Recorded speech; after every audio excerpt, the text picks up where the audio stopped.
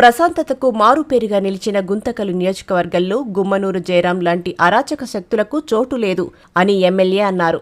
Office Khan ఆధ్వర్యంలో ex councillor కుమారుడు కరీం ఖాన్తో పాటు 200 మంది చేరిక. గుంతకల్ పట్టణంలోని 27వ వార్డుకు చెందిన కాంగ్రెస్ పార్టీ మాజీ కౌన్సిలర్ మక్బులా ఖాన్ కుమారుడు కరీం ఖాన్ ఆధ్వర్యంలో ఆ వార్డుకు చెందిన నబీ ఖాన్, ఎండి అలీ ఖాన్, షఫీ ఖాన్, కరీం, రహ్మతుల్లా, దాదా ఖాన్, ఆటో ఇబ్రహీం, గౌస్, అన్వర్, యూసఫ్, బాషా తదితరులు చేరారు. అనంతరం ఎమ్మెల్యే వై వెంకట్రామరెడ్డి మాట్లాడుతూ మంత్రిగా పనిచేసిన కాలంలో పేకాట, లిక్కర్ వ్యాపారం ద్వారా కోట్ల రూపాయల ప్రజాధనాన్ని దోపిడీ చేసిన ఆయన నుంచి గుంతకల్లును రక్షించుకుందామని ఎమ్మెల్యే వై వెంకట్రామరెడ్డి అన్నారు. అసాంఘిక కార్యకలాపాలకు బ్రాండ్ అంబాసిడర్ అయిన గుమ్మనూరు జయరాంకు ఓటేస్తే నియోజకవర్గంలో గల్లీకో బెల్ట్ షాప్, వార్డుకో పేకాట క్లబ్ను ఏర్పాటు చేయడం తథ్యమన్నారు. సంక్షేమ పథకాలు, అభివృద్ధి కార్యక్రమాల ద్వారా జగనన్న చేసిన మేలును, నియోజకవర్గంలో జరిగిన అభివృద్ధిని చూసి ఫ్యాన్ గుర్తుకు ఓటేసి గెలిపించాలని కోరారు. మన ప్రియమైన నేత ఎమ్మెల్యే వైవర్ గారికి, అట్లే కౌన్సిలర్లకి, వైస్ చైర్మన్కి, అట్లే మైనార్టీ నాయకులకి అందరికీ నమస్కారం చేస్తున్నాను. మళ్ళీ సభకు వచ్చిన నా అక్క చెల్లెలకి, అన్న తమ్ముళ్ళకి పేరు పేరున నమస్కారం చేస్తున్నాను. ఇవాళ వైసీపీలో చేరడం చాలా సంతోషంగా ఉంది.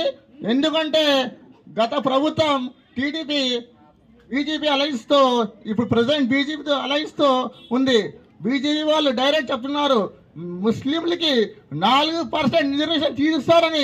అటువంటి పార్టీలో ఉండడం నచ్చకపోవడం మళ్ళీ వైసీపీ చేరడం జరిగింది.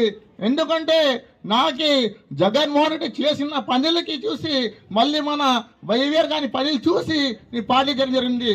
గుంటకల్లో 1947 వచ్చిన స్వాతంత్రం, అప్పుడు నుంచి ఇంతవరకు ఒక బ్లడ్ బ్యాంక్ లేదు.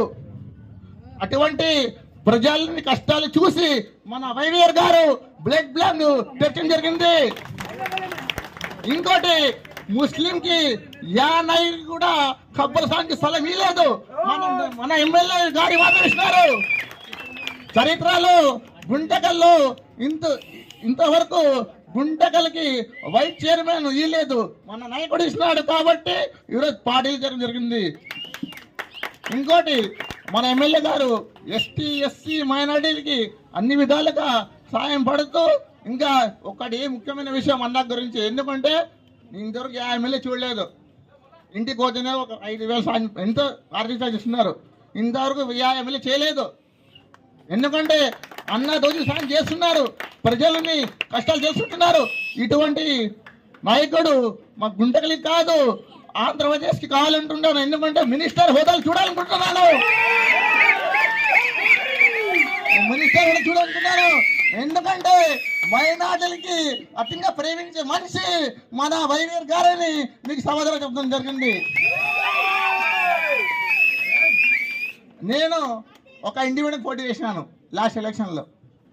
గుంటకల్లో కాన్స్టిట్యూషన్లో సెకండ్ ప్లేస్ ఇండిపెండెంట్ 459 రోజులు వస్తున్నాయి. ఇంతవరకు నేను కష్టపడి ఆ ఓట్లు చూసి, వయసు చిన్నవాడిని కానీ మన ఎమ్మెల్యే గారు పిలవడం జరిగింది. ఆయన పిలుపు కోసం నేను ఎదురు చూస్తున్నాను. ఎందుకంటే అటువంటి నాయకుడితో చేరి ప్రజల్ని మంచి పని చేయాలని అనుకుంటున్నాను. ఇంకోటి గుంటకల్లో చాలా అభివృద్ధి పనులు జరిగినాయి. ఎంత అభివృద్ధి పనులు జరిగినాయంటే రోడ్లు కానీ, డ్రైనేజ్ కానీ, అన్ని విషయాలని ఎమ్మెల్యే గారు అప్పుడప్పుడు సాల్వ్ చేస్తూ ప్రజల్ని సాయం చేస్తున్నారు. ఇంకోటి మన మైనార్టీకి చాలా సాయం చేసినారు.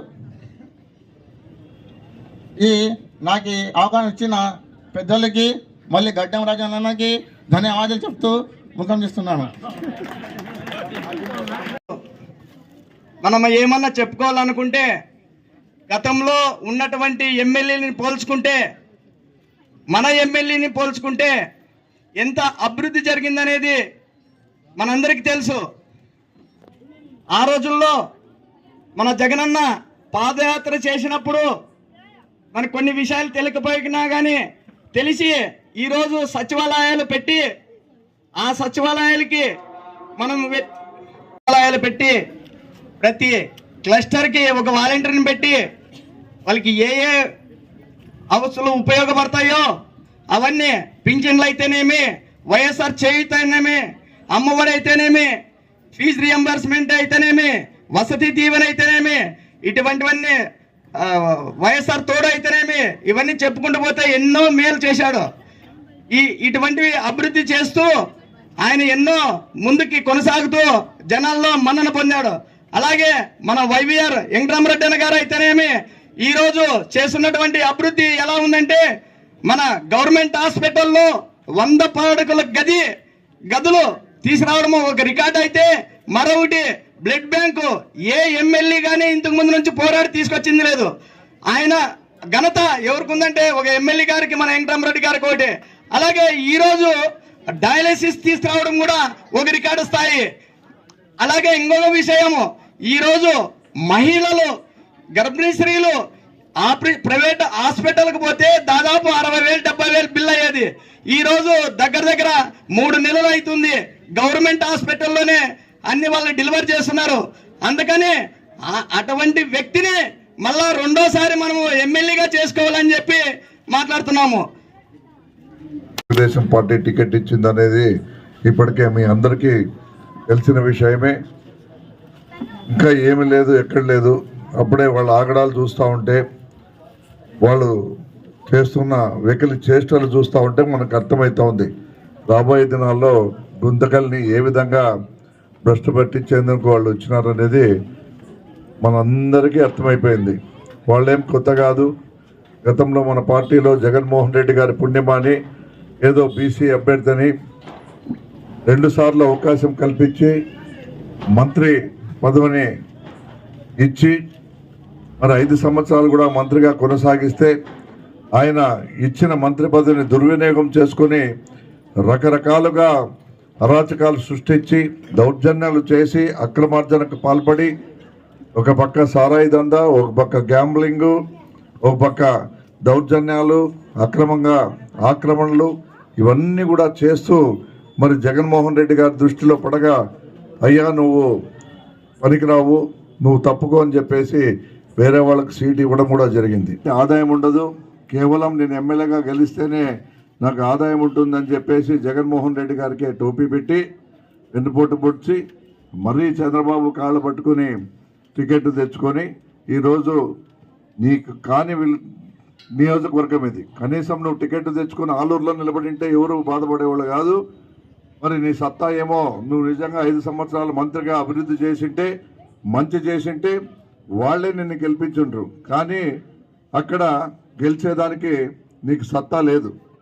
మరి పారిపోయి మళ్ళా ఇక్కడికి వచ్చి గుంతకల్ నియోజకవర్గంలో పోటీకి నిలబడి మరి గుంతకల్లో ప్రశాంతత లేకుండా చేసేందుకు మరి మీరు ఇక్కడికి రావడం జరిగింది.